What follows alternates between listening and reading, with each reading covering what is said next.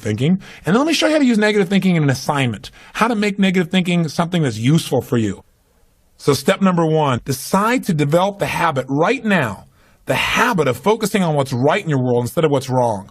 The habit of focusing on what you do have instead of what you don't have in a situation. And as basic as that is, and as well as you know it, you've got to make it a habit. Because those habits form the chain of your ultimate character, of who you become and how you end up living your life. We've got to condition ourselves, because if we don't, we'll go back to the automatic state that most people live in today's society. The way to develop the habit is to go on a mental diet. I did this several years ago. As positive as I was going through unbelievable pain at the time. I'd had some major disappointments, some frustrations. I felt like I'd given it all. But what turned me around is one day I picked up this book called The 7-Day Mental Diet. It was a little tiny little booklet. And all the booklet really did was, for about 12 of the 14 pages, it challenged me to really see if I could really truly, for 7 days, live my life without one negative thought. And it kept saying throughout the book, now don't just say, yeah, I can do it, and don't just say, I'm going to do it. Think for a while before you commit to this.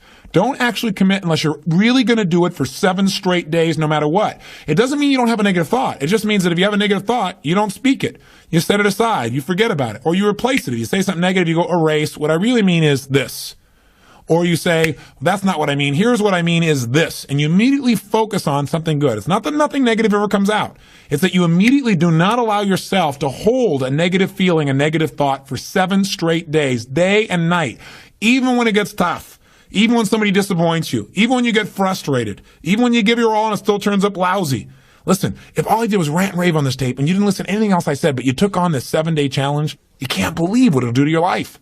Now, I got to tell you, when I first read the book, I thought, wait a second, being positive isn't going to change my life. I got to deal with the real problems around me, those real challenges that are out there. I don't want to just be positive. Somebody says, how's it going? I go, I'm doing great. And they go, why? You go, I don't know, but I just feel good. I don't want to be that way. I want to be real. I want to be on top of things. But you know what? I thought, wait a second. I can be positive about solutions. I can still notice that there's some challenges out there without being negative about it. I can look at the challenges and say, okay, here's what's good about this. Here's how we can use this. Here's how we can turn this thing around. And continue to focus on that. So I took on the challenge for 7 days, changed my life. Now, by the way, one of the keys is you have to have 7 straight days of being absolutely positive. Not one negative thought, not one negative expression that you hold on to. Got to let go of it immediately. If you do not do this, if you're 3 days into it and you do well, and then you have a bunch of negativity, you got to start over. And you know what? After you go about 4 or 5, 6 days in a row doing really well, something major negative is going to happen. How's that for some positive programming? But what it is a test to see how committed you really are.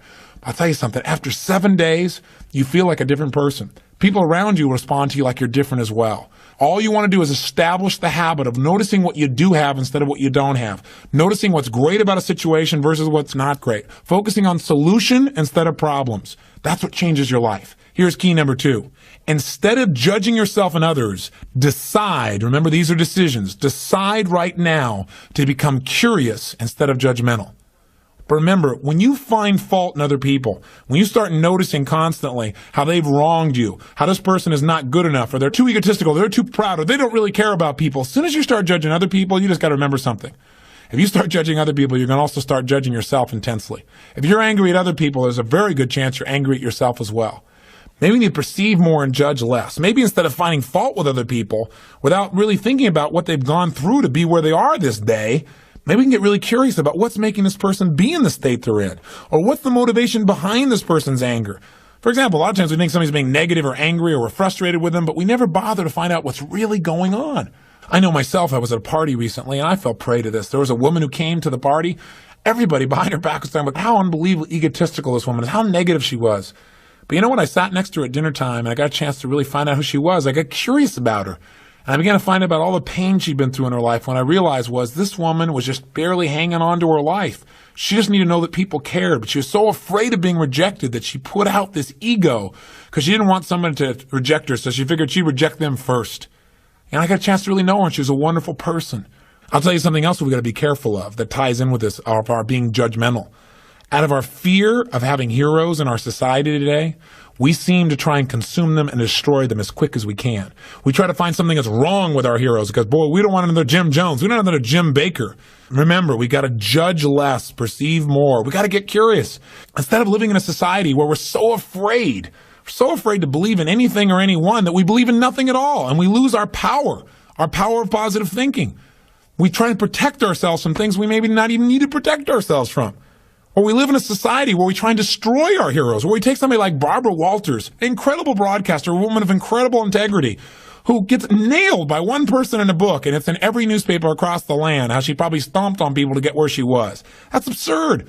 Martin Luther King, after he's passed on, somebody comes back and stomps all over his career and his reputation. Is that the society we want to live in?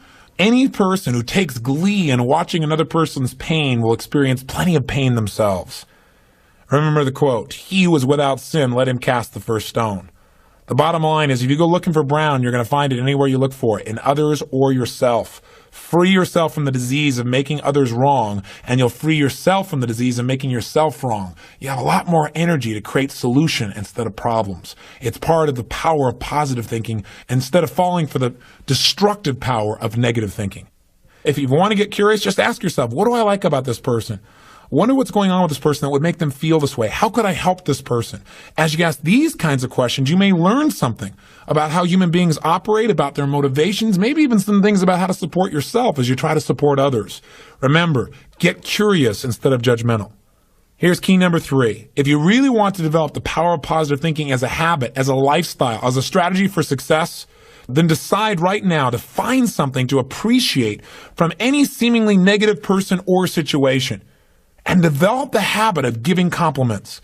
See, if you really want to have some more positive feelings in your life, you got to keep focusing on what's right. You got to get curious. And most importantly, you got to find something to appreciate even in the tough times. Because in reality, as we've talked about so often before, the toughest times in your life sometimes provide you with the real resources to change your life. So what we've got to do is find something to appreciate. Not someday when things work out. We got to appreciate where we are right now. And this is something I talked to my daughter Jolie about today. Because she's in an experience today where I thought, well, gosh, she's not being very positive. And I'm going to talk about positive thinking. Because she came in to see me and she's feeling really sad. She's feeling really down, feeling really frustrated. And you know what her problem is? Her problem is she tried out and won the right to be amongst 3 girls who dance in the electric light parade at Disneyland.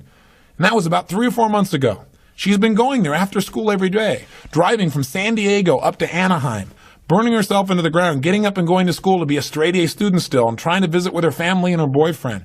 And she found herself maxing out. Now think about her problem. Her problem is that she gets to be at Disneyland and fulfill a childhood fantasy. Her problem is that she loves her family and wants to be with them as well. Her problem is she loves to be at school and really do that. Her problem is she has so much abundance that she has to figure out how to get it all in one day and she can't do it. And she's physically burning out. That's her problem. And you know what? She says, gosh, I want to be home. I want to be with you guys and all these things. I don't want to miss out on all this great time we have together. I want to be with you guys. I said, but honey, look what you're doing. She goes, yeah, I don't want to miss out on Disneyland either. I don't want to miss out on my career and what I'm doing and what's going on. What's the problem? The problem is she's finding out what's negative in both situations. She's focusing on what she doesn't have instead of what she does have. Now, I could be negative about that and say, gosh, be more positive. But you know what? In reality, I realized being negative in this situation may not be bad. What do I mean? I don't mean being negative. I mean being intelligent. I mean being critical in your thinking. Seeing what you don't have is sometimes useful too. This is what I promised you in terms of the power of negative thinking. Here's how negative thinking can be useful. I sat down with her and I said, honey, let's look at the advantages and disadvantages of both. Let's not just be positive. Let's look at it. The whole thing is positive. Let's know that no matter what you choose, you've won. You have what most people dream about. But for a moment, let's be a little bit critical. What do you love about Disneyland? What's great about it? What is it giving you? And let's ask the question that maybe we don't ask very times when we're just being purely positive. What isn't it giving you? What are you afraid about? What are you missing by being there? What's great about being at home more? What's great about those things? What's not great about that? Be honest. If you were there, what might happen that's not good? What might you miss out on? And you know what? By getting her to use both positive and negative thinking, or to be more accurate, positive thinking and some critical thinking, looking at what isn't there for the moment, what she is missing out on, and allowing that pain to motivate her, she was able to clarify what's most important in her life and what's the best way to do that. And she came up with a plan that totally empowered her. And after a couple hours of conversation and fun, she looks better than she has in about 6 months because she's finally resolved what's most important. And sometimes just being positive and keeping a stiff upper lip isn't enough. Sometimes you got to stop and say, I am positive. I'm going to approach this from a positive way. I'm going to stay in a positive state. But I'm going to ask some questions some people may think of as negative, which is, what isn't working? Because if you're not willing to look at what isn't working, you can get yourself in trouble. So when I say number 3 is, develop the habit of noticing something you can appreciate out of the situation, even something that seems to be negative. What I mean by that is find out what's working, but also appreciate what isn't working. Appreciate it enough that maybe it creates enough pain for you to want to make a change. Hey, being purely positive all the time is not the ultimate solution. Being purely positive 98% of the time to me is the solution. Remember our steps. Number one, you're going to focus on how it really is. And that's what we did today. Jolie and I sat down and said, let's see how it really is. And let's not just be positive. Let's stop for a second. How is it really? What's good? What isn't good? What's great? What isn't great in this context? Everything is great, but comparatively, what's great? What's not in both situations? Now, how do you really want it? And she decided how she wanted it. Now, what are we going to do to make that happen? And she began to take actions that have changed her life. Probably will affect the direction of her life, maybe even her career. And she feels joyous and excited because she went through the steps. That's the balance between positive and negative thinking. But one thing you got to remember, you're going to spend most of your time being positive. Once you see how it is, that's it. Decide what you want and make it happen. Don't keep going back and saying, oh yeah, but it's not working. See, balance doesn't mean you spend 50% of your time positive and 50% of your time negative. Remember, balance on a human scale is a little different. Negative experiences are dense, and it doesn't take a lot of those focuses of negative to weigh a lot in your life. Make sure your focus is primarily positive, but at times, at special times that you designate, you're going to say, hey, what isn't working? And allow that pain to drive you to do something that's very positive. That'll change your life. Here's key number 4. Decide not to be perfect. You say, what? I said, decide not to be perfect. One way to make sure you're negative is always trying to be perfect. Because you know what? You're always going to notice you're not. Because you're this thing called a human being. When I talk to my daughter, Jolie, this girl works so hard to be perfect. Everybody seems to love her. She's a straight A student. She wants to be the very best at school. She wants to be the very best at home. She wants to be the very best at Disney. She wants to be the best at everything. And I'm trying to be the best constantly. In the past, she always noticed what wasn't perfect, and that created pain. So you can't do that. You're going to screw up. You're going to be negative. Things are going to happen where you don't follow through on what you know. You're going to make poor decisions. You're going to say things you shouldn't say, do things you shouldn't do, mess up like you shouldn't mess up. But you know what? When that happens, instead of being negative and beating yourself up and saying, boy, here's another example of me sabotaging myself, decide what you do want. And say, I'm not perfect, but I am good. And what makes me good and what makes me great and what can make me excellent is as soon as I notice I'm not on track, I correct it and I get better. Your goal each day is to get better, not to be perfect. And that's all anyone can ask of you. If every day you really try and contribute more, be more, and do more than you were slightly the day before, that's all anybody can ask. And if you know you're going to screw up and you don't make it a catastrophe, it's easier to bounce right back up. See, the only way you fail is if you quit. But if you learn something and you expand from it and you make some new decisions that enhance your life and the people you care about, then there is no failure. Don't try to be perfect because you'll never succeed. And here's the final one, key number 5. Decide to develop the habit of using the F word, faith. Make sure that you're in the position of utilizing the tool that really positive thinking is about. Positive thinking, I've said it over and over again, really is just the power to believe. And as you believe, so is it done unto you. As you believe, so it's created. You need to make certain that you create that certainty inside yourself. And you know what? You and I both know there are going to be times when it looks grim. And the only power you really have is that power to have faith. To step forth and say, I'm going to put myself on the line. I'm going to have the courage to overcome my fears and to take action, even though it may not work out. Even though I may put out my love and it may not be reciprocated, I'm still going to put myself on the line because if I don't, that's the only way I can fail. See, without faith, nothing exists.